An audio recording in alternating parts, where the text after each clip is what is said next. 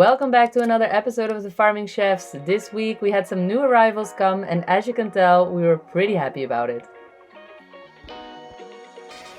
I'm sitting in this meadow and I've dodged a bit of sheep shite, if you will, so I've got a very clean little bum sitting on a slightly wet ground. Very descriptive. Let me start this whole story from scratch. The kids came home from school last week. They got to welcome the 6 new arrivals on the farm. Their faces were in awe. The night before, we had received 3 sheep and 1 little lamb. But the next day, we found 2 baby lambs that were born right here on the farm. So why did we get sheep? Our sheep are going to fulfill multiple purposes on this farm. So the first one and the most pressing one at this moment is that they are our lawn mowers. 5.5 hectares is a lot of grass, guys. And if you gotta mow that with a tractor, that's a lot of oil. So we're not doing that. We are obviously taking sheep on because, well, they'll keep our grass nice and tidy, which is just an aesthetical reason. Definitely not the most important one. And while they're doing that, while they're keeping our grass short, they're actually also fertilizing the ground because we are going to do something that is called strip grazing. And now I'm going to edit in strip grazing. Let me give you a quick definition of the word strip grazing. This technique involves utilizing a movable electric fence to allot enough forage for a short time period and then moving the fence forward, providing a new allocation of forage. And then once they've grazed that area completely, you then move them onto fresh pasture and they do the same. And that way you just systematically go through your entire meadow.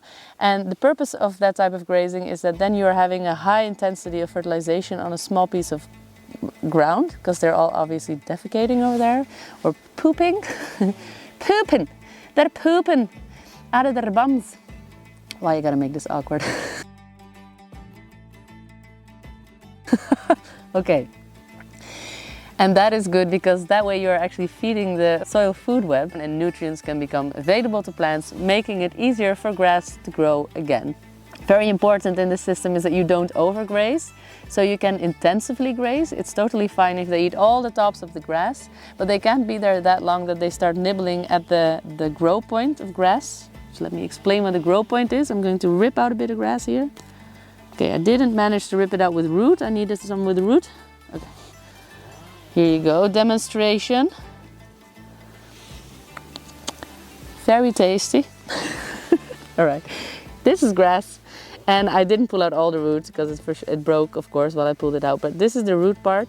And then you've got the growing point. And that's usually just above the root, so just where it meets the air, where basically it comes out of the ground.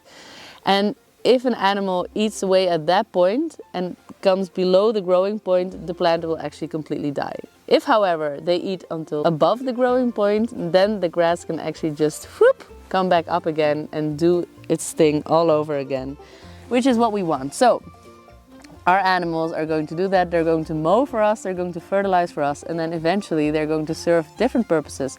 We plan on milking at this farm, we plan on using the wool at this farm, and we plan, of course, on eating meat on this farm. So this has been a really joyous event this week, because now we know that at least 3 of those purposes are going to be met in the future, and that is a great feeling of security. How do you feel about our new sheep? They're working good. They're working good, right? Those lawnmowers are doing what they're supposed to.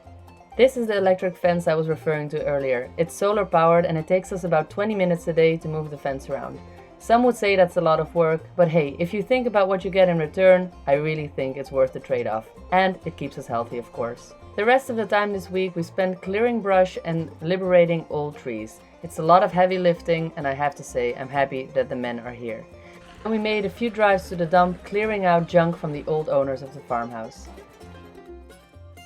The first time the lambs went out onto pasture, they were a little shy, but I feel like now we've gotten acquainted, all is well in the world.